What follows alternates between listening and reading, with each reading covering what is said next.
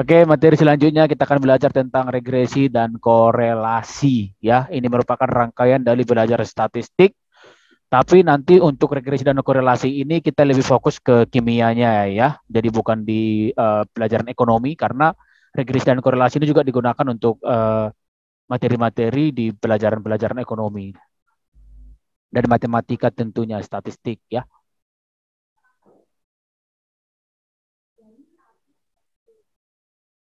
Nah, jadi kalau untuk analisa regresi dan korelasi ini kita tujuannya itu untuk mengetahui bentuk hubungan antar dua variabel ya, antar dua variabel. Minggu-minggu sebelumnya saya sudah jelaskan tentang variabel yang berhubungan dengan sampel kemarin itu ya. Jadi variabel itu ada dua, variabel bebas dan variabel terikat. Pak, apa itu variabel? Jadi variabel itu merupakan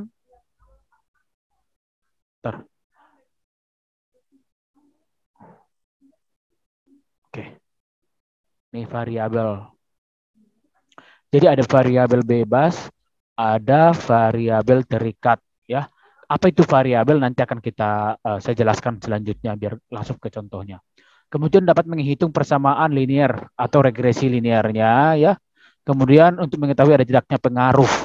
Kemudian dapat melakukan peramalan pada masa yang akan datang. Maksudnya peramalan itu bukan meramal-ramal seperti ramalan ramalan yang nggak pasti gitu, tapi ini berdasarkan data yang ada sekarang, bagaimana pengaruhnya untuk masa yang akan datang. Itu maksudnya di situ ya. Nah, contoh-contohnya misalnya kalau misalnya dalam kimia, misalnya gini, kenaikan konsentrasi akan mempengaruhi kenaikan absorbansi, ya, atau katalis akan mempengaruhi rendemen, atau temperatur akan mempengaruhi jumlah perarut yang digunakan ya. Banyak contoh-contohnya yang lain lagi. Nanti kalian bisa sebutkan ya. Ini contoh yang dari jurnal yang Bapak udah ambil. Nih, saya fokus di jurnal kimia ya. Di jurnal kimia karena ini berbahasa Indonesia biar lebih mudah kalian pahamin. Ini contohnya yang menggunakan analisis statistik tadi regresi ya. Misalnya efek. Nah, kalau judulnya itu pengaruh efek itu pasti harus menggunakan analisis atau pengolahan data statistik supaya kita tahu ada nggak efeknya, ada nggak pengaruhnya seperti itu ya. Ini misalnya efek ekstrak glikosida flavonoid buah terong Belanda terhadap aktivitas superoksid dismutans dan kadar malonidaldehid pada jaringan hati tikus wastar di bawah kondisi stres ya. Jadi di sini efek ekstrak glikosida ya flavonoid buah terong Belanda terhadap aktivitas superoksida. Jadi di variabelnya banyak ya. Ada ekstrak glikosida, ini merupakan variabel juga nanti. Kemudian aktivitas superoksida dismutans ini variabel juga dan kadar ini juga. Kadar malonidaldehid. Ya. Jadi ada 3 variabel. Kalau seperti ini judulnya jadi dia menggunakan 3 variabel. Nah, ini lagi. Kalau ada penelitian seperti ini judulnya, pengaruh suhu penyimpanan air minum pada botol kemasan polikarbonat atau PC yang beredar di daerah Garut terhadap kadar bisphenol atau BPA menggunakan spektrofotometri ultraviolet ya. Jadi di sini melihat pengaruh suhu penyimpanan. Berarti variabelnya yang pertama suhu penyimpanannya udah. Kadar bisphenolnya ini juga variabelnya ya. Jadi variabel bebasnya apa? Variabel bebasnya itu bisphenolnya, kemudian variabel terikatnya itu suhu penyimpanan. Pak, apa sih beda variabel bebas sama variabel terikat? Nah, kalau variabel terikat itu yang namanya terikat kita atur. Misalnya, suhu penyimpanannya berapa, Pak? 24 misalnya ya, variabel terikatnya. Kemudian 25 ya. Kemudian 26, 27 ya. Kemudian 28. Misalnya kita bikin jumlahnya 5 gitu ya atau N. Biasanya ini disebut dengan N ya kalau seperti ini. Nah, nanti dilihat misalnya air minum kemasan ya, merek X misalnya nanti disimpan pada suhu 24 misalnya selama 1 hari misalnya gitu ya. Nanti diukur kadar bisphenolnya. Ini juga diukur lagi. Nah, kenapa bisphenol A? Jadi bisphenol itu merupakan salah satu kandungan polimer yang untuk membuat botol kemasan itu ya. Jadi kita mau melihat kalau misalnya kalian beli air minum misalnya ya, air minum banyak mereknya ya, ada Le Mineral, Aku dan sebagainya, kan ada tulisannya ya, disimpan di pada suhu atau pada temperatur kamar, nggak boleh dipanas ya. Kenapa nggak boleh disimpan di panas atau isi ulang kalian dengan air hangat? Karena si polimer salah satu kandungannya itu adalah senyawa bisphenol, ini penyebab kanker juga ya. Makanya jangan sampai air minum kalian itu kalian simpan di tempat yang panas. Nanti dia akan uh, larut ke airnya si bisphenolnya. Kemudian kalian minum. Nah, itu menjadikan racun ya, toksit, bahaya, pemicu kanker ya pada tubuh kalian. Itu maksudnya di sini ya. Kemudian ini juga ada contoh selanjutnya, pengaruh waktu. Nah, pengaruh waktu polimerisasi berarti ini dia variabel terikatnya ya terhadap karakteristik komposit polipirol atau karbon aktif dari tepung kelapa sebagai elektroliser. Nah, kemudian variabel bebasnya apa? Komposit polipirol. Ini yang belum diketahui ya. Nanti ini merupakan variabel bebas. Kemudian sampelnya apa? Sampelnya itu merupakan tempurung kelapa ya yang berfungsi sebagai elektroda superkapasitor. Bapak sebenarnya sengaja ambil dari jurnal-jurnal supaya kalian juga punya gambaran untuk penelitian kalian nantinya seperti apa. Gitu ya. Ini contoh-contoh yang layak skripsi ya. Kalau udah masuk ke jurnal yang terakreditasi Sinta, ini Sinta 3 ya. Sinta 3 itu sudah lumayan bagus. Jadi misalnya kalian nanti nggak bingung lagi untuk menentukan judul-judul skripsinya kalian karena dari awal sekarang kalian semester 3 sudah terbiasa dengan judul-judul penelitian yang bagus ya. Kemudian, nah ini lagi ada contohnya ya. Pengaruh pretreatment makroalga ulva reticulata menggunakan microwave irradiator untuk produksi bioetanol ya. Nah, ini di sini ini variabel bebasnya. Variabel terikatnya apa ini? Treatment makroalga ya. Ini treatmentnya. Nanti mungkin pretreatmentnya seperti apa? Itu yang dikontrol. Ya, ada variabel kontrol, ada variabel bebas, dan ada variabel terikat. Ada 3 variabel ya. Itu dia. Paham kan maksudnya ya? Variabel bebas itu yang bebas, yang tidak dilihat. Variabel terikat yang diterikat.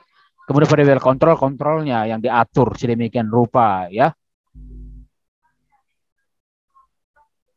Nah, kemudian analisa regresi ini berfungsi untuk melihat bentuk ya atau pola maupun model hubungan antara dua variabel.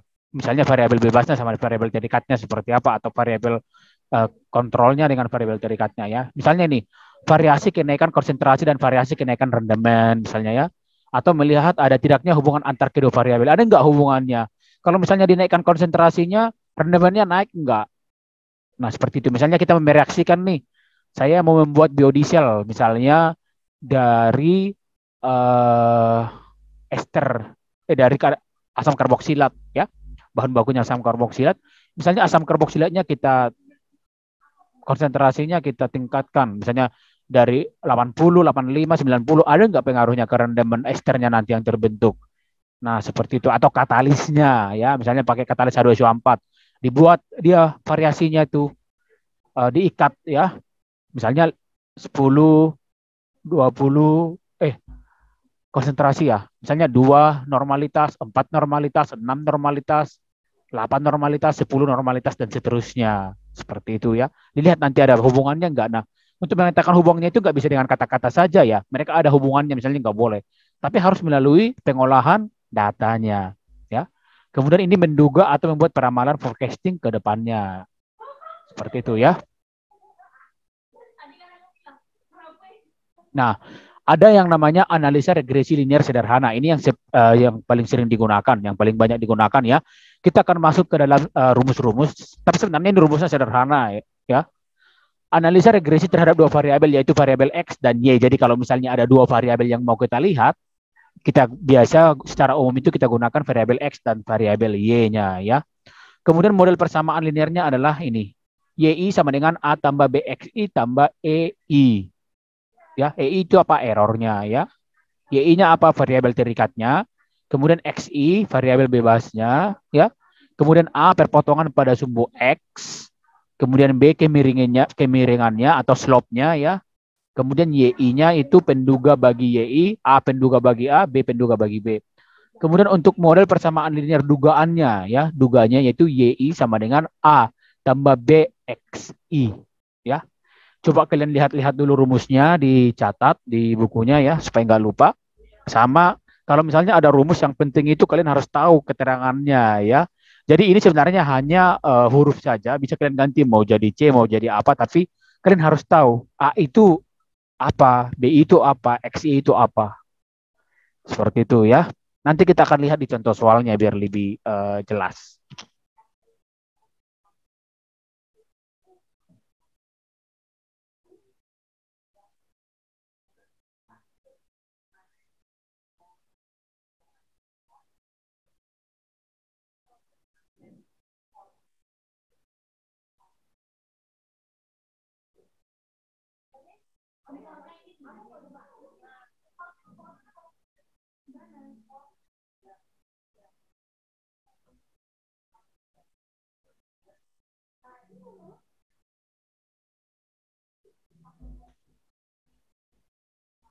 Oke, sudah selesai.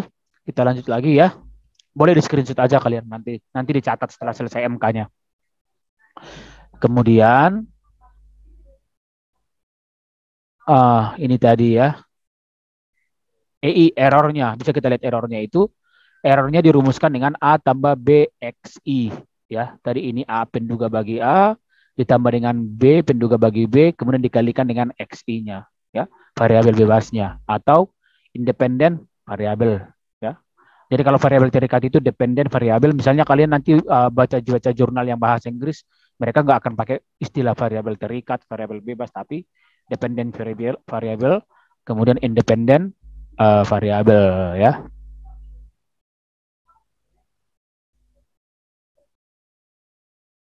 Oke, kita lanjut ya. Kemudian kalau untuk metode kuadrat terkecil ya. Jadi metode kuadrat terkecil ini diartikan sebagai suatu metode untuk menentukan persamaan regresi dengan meminimumkan jumlah kuadrat beda antara nilai Y dan nilai duganya Y. Ya, rumusnya ini jumlah EI kuadrat sama dengan jumlah dari YI dikurang Y aksen I kuadrat. Ya, ini untuk yang minimum. Kemudian untuk mencari B-nya, B sama dengan N ya. N itu tadi jumlah, misalnya sampelnya 10 berarti N-nya 10 seperti itu. Kemudian jumlah dari X kali Y dikurang jumlah dari X dikali dengan jumlah Y dibagi jumlah sampel ya N dikali dengan jumlah X kuadrat dikurang jumlah X uh, kuadrat ya. Kemudian ini A sama dengan rata-rata dari Y dikurang B kali X rata-rata. Nah, sehingga persamaan linear dugaannya adalah YI sama dengan A tambah BXI. Ini yang paling umum ya. Ini yang paling umum. Nggak usah kalian langsung bingung ya. Aduh, rumus-rumus ternyata belajar statistik ini nggak susah. Mudah sekali. Nanti kita perlahan-pelan aja belajarnya. Nanti dibuat dalam bentuk tabel biar gampang ya. Ini hitung-hitungan anak SMP lah sebenarnya. Jadi nggak ada susahnya ya. Ini contoh soalnya. Bapak sudah bikin yang berhubungan dengan kimia. Misalnya gini, satu sampel diambil random sebanyak 10 ya. Jadi ada sampel sebanyak 10 yang bertujuan untuk melihat hubungan antara jumlah katalis dengan rendemen. Misalnya kita untuk mereaksikan suatu reaksi ya. Jadi kita mau melihat nih hubungan antara jumlah katalisnya, ada nggak hubungan jumlah katalis dengan hasilnya ya, dengan rendemennya. Nah misalnya ini ya. Oh ini tipe ya. Ini tulisannya itu sampelnya ya, sampel 1.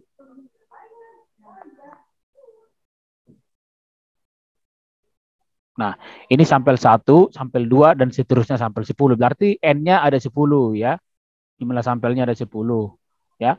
Ini rendemennya, ini katalisnya.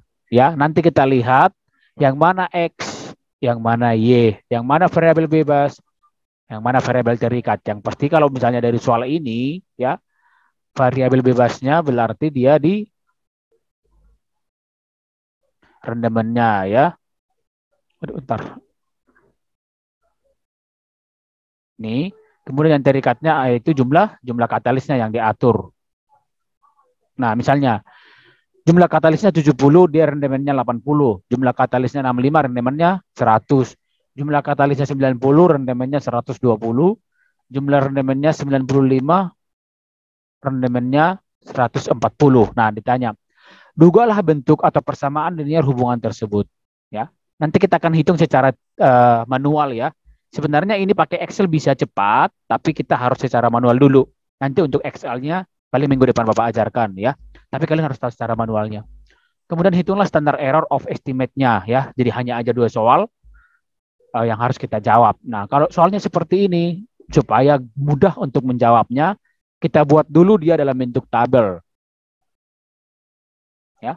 Jadi untuk jawabannya A, yang pertama kita tentukan dahulu variabel mana yang menjadi variabel bebas dan variabel mana yang menjadi variabel terikat. Nah, menurut logika berarti variabel bebasnya itu adalah rendemennya karena kita belum tahu ya, jadi bebas. Kemudian yang katalis tadi itu sebagai variabel terikat karena kita tahu katalisnya yang harus kita bikin berapa gitu. Ya. Jadi kita bikin dulu tabelnya. Ini tabel data sampel rendemen dan katalis. Berarti rendemennya itu adalah si X-nya, katalisnya itu adalah si Y. Ingat, bebas, variabel bebas itu X, variabel terikatnya itu adalah si Y-nya ya. Nah, biar mudah, kita buat aja isi tabelnya X kuadrat, kemudian XY, kemudian Y kuadrat ya. Jadi kita masukkan ini dari data soal ini ya. Yang ini dari data soal, ini juga dari data soal. Kemudian kita buat X kuadrat, berarti ini kita kuadratkan. 80 dikali 80 berarti 6.400. 100 kuadrat berarti 1.000. 120 kuadrat 14.400 dan seterusnya. Paham ya kalau yang seperti ini? Kemudian XY berarti X kali Y, berarti rendemen dikali katalisnya ini ya.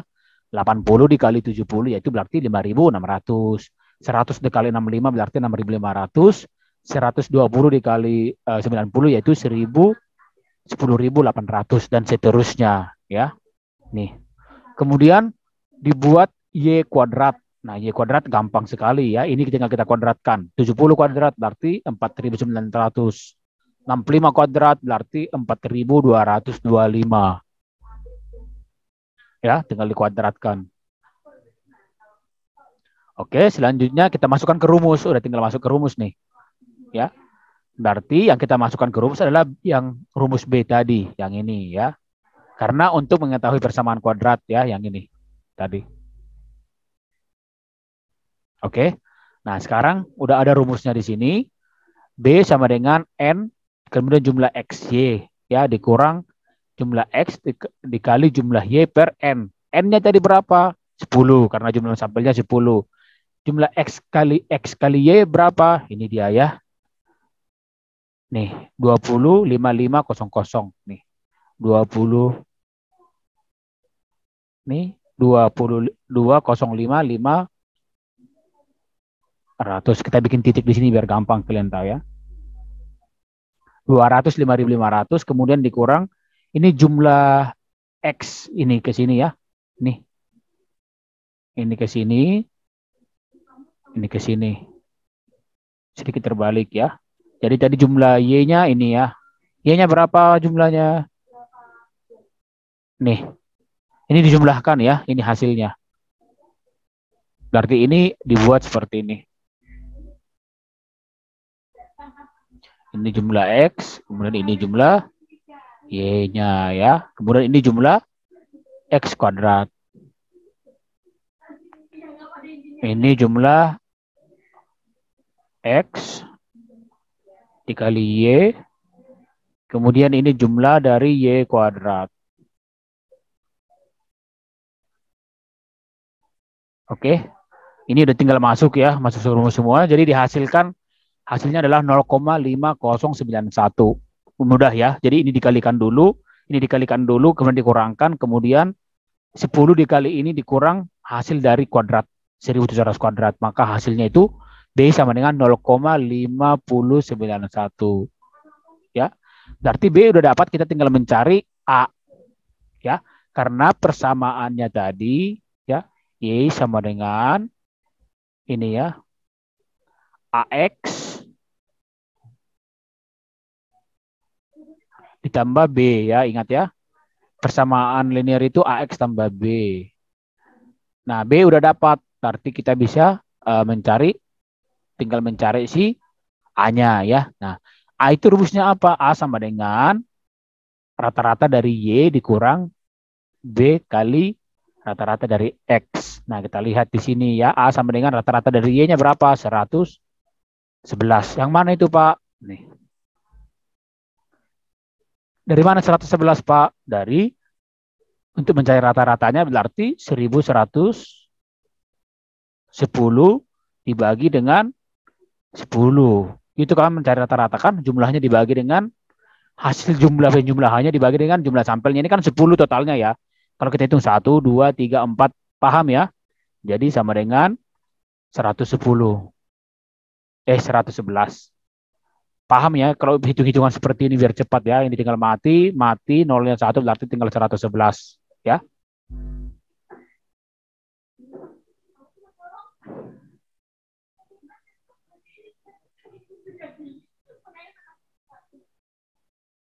Oke. Kemudian dikurang 0, B ini ya, udah dapat B 0,5091 udah dikali BX. Ini B-nya udah, X rata-ratanya yang ini. Tinggal ini tadi ya, 1700 dibagi 10 ya. Untuk mencari X rata-rata X-nya, untuk mencari X rata-ratanya ya. X rata-rata. Kemudian ini tadi Y rata-ratanya ya. Nih. Berarti ini tinggal dimatikan. Berarti hasilnya sama dengan 170 ya.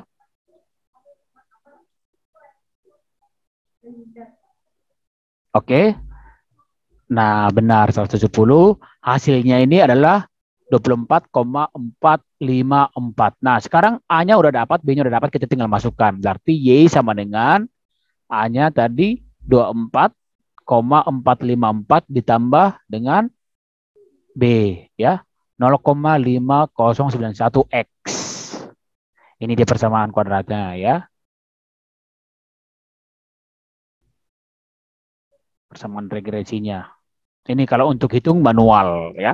Jadi nanti kalau misalnya kalian suatu saat kalian punya penelitian ya, kalian penelitian nanti, jadi kalian bisa hitung sendiri tuh mengolah datanya.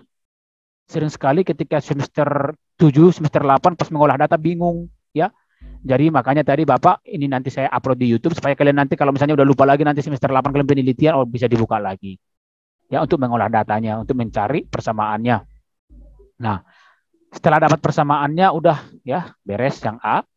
Kemudian kita untuk yang B ya. Yang B tadi ditanya kesalahan baku pendugaan ya.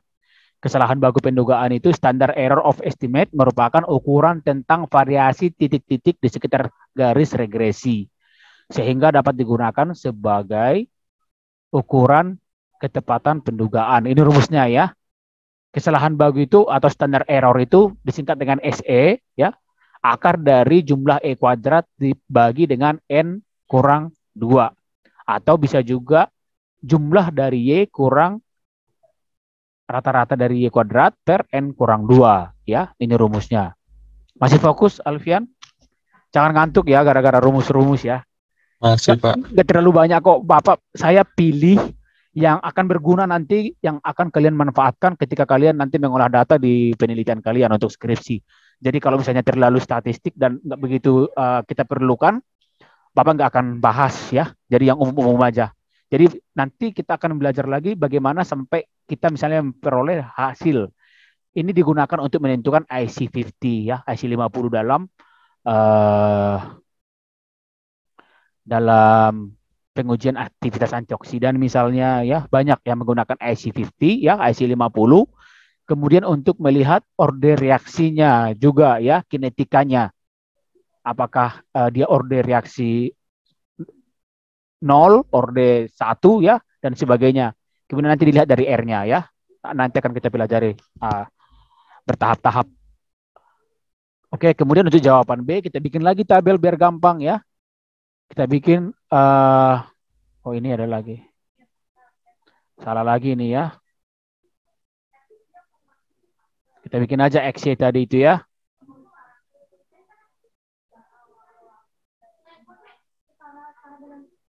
Yang dari sini, itu tabel yang dari sini. Rendemen dan katalisnya ya. Ini rendemen. Ya, ini katalis.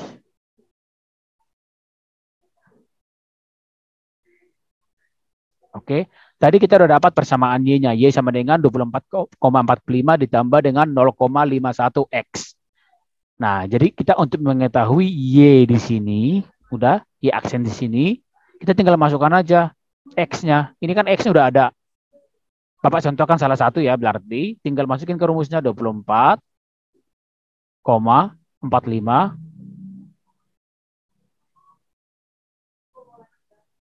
ditambah dengan 0,51 udah dikali X. Ini kan udah ada X-nya 80 ya.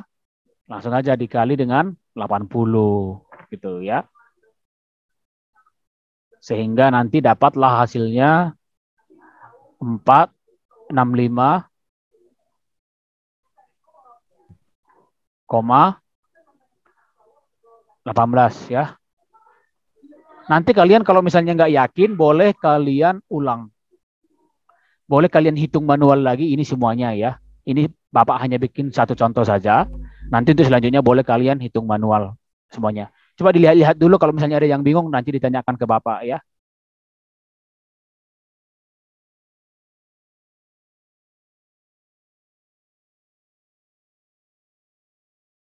Oke ya. Kemudian untuk yang ini, untuk nilai E-nya ya. E-nya itu ya Y sama dengan untuk menghitung E-nya Y dikurang Y aksen yang ini. Ini udah ada Y-nya ya. 70 berarti dikurang ini. 70 saya bikin di sini ya. Berarti tinggal 70 dikurang 65,18. Nah, hasilnya adalah 4,82. Nanti boleh kalian cek lagi secara manual lagi ya. Tinggal pakai kalkulator. Nanti kalau misalnya lagi ujian ya, boleh pakai kalkulator ya. Jangan pakai HP lama kalian, pakai kalkulator aja.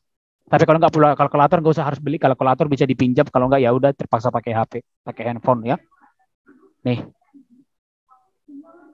oke. Kemudian E kuadratnya tinggal dikuadratkan aja E-nya ini ya. 4 kuadrat, ini ya. 4,82 kuadrat, ini hasilnya, ini semuanya. Ini negatif, kenapa ini positif Kak? Ya iya, kan kalau negatif dikali negatif kan hasilnya positif ya. Itu sampai sini, kita lanjut lagi ya. Masuk ke rumusnya berarti. Tadi yang rumusnya untuk mencari duganya itu ya, ini udah ada. Tinggal kita pilih aja salah satu ya.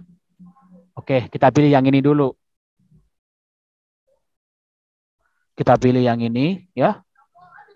Kita coba pakai rumus yang paling mudah dulu yang ini. Jumlah E kuadrat ya, jumlah E kuadrat dibagi, ini dia ya. Jumlah E kuadrat dibagi N kurang 2 ya. Diakarkan. Nah, ini dia angkanya ya. N-nya 10 tadi tahu kan? Berarti 10 berarti ini 337. 337 dari mana, Pak? 337 itu yang dari tabel ini. Nih, jumlahnya kan? Yang di situ kan jumlahnya ya, jumlah E kuadratnya ya, ini. 337,1639 dibagi dengan 8 ya. 10 kurang 2. Hasilnya 6,49. Nah, kemudian kalau mau kita uji dengan rumus yang kedua, nah boleh juga ini. Pakai yang ini.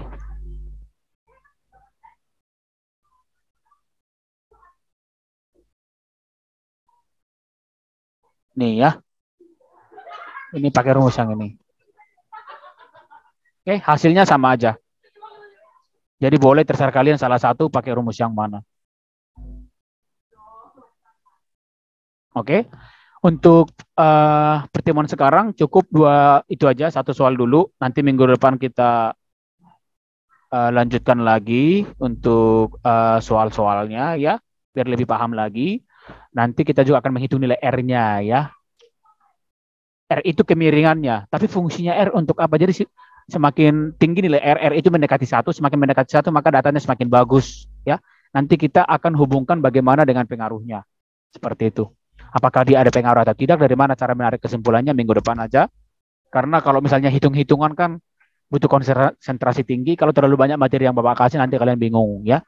Jadi untuk ini cukup sampai di sini dulu materinya ya.